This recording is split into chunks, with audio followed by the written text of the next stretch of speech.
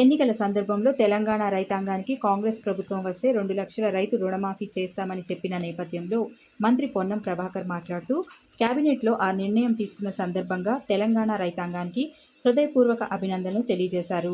త్వరలోనే రుణమాఫీపై జీవో విధి విధానాలు వస్తాయని, త్వరలోనే మీరు తీసుకున్న రుణాలు మాఫీ అవుతాయని, భవిష్యత్తులో వ్యవసాయాన్ని పండుగలాగా చేసుకునే విధంగా ప్రభుత్వం అన్ని రకాల సదుపాయాలు కల్పిస్తుందని, రైతన్నలందరికీ కాంగ్రెస్ ప్రభుత్వం అండగా ఉంటుందనడానికి ఈ నిర్ణయమే నిదర్శనమని, రైతు రుణమాఫీ మాట నిలుపుకున్న సందర్భంలో రైతులందరికీ శుభాకాంక్షలు తెలియజేశారు.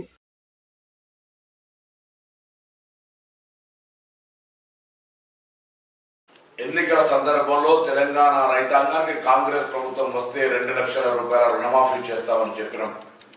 కేబినెట్లో ఆ నిర్ణయం తీసుకున్న సందర్భంగా నా తెలంగాణ రైతాంగానికి అందరికీ కూడా హృదయపూర్వకంగా అభినందనలు తెలియజేస్తా ఉన్నా. త్వరలోనే జీవో విధి విధానాలు వస్తాయి. మీరు తీసుకున్న రుణమాఫీ మాఫీ అయితే రుణం భవిష్యత్తులో మీరు వ్యవసాయాన్ని పండుగలాగా చేసుకునే విధంగా ఈ ప్రభుత్వం అన్ని రకాల సౌకర్యాలు చేయబోతా ఉంది.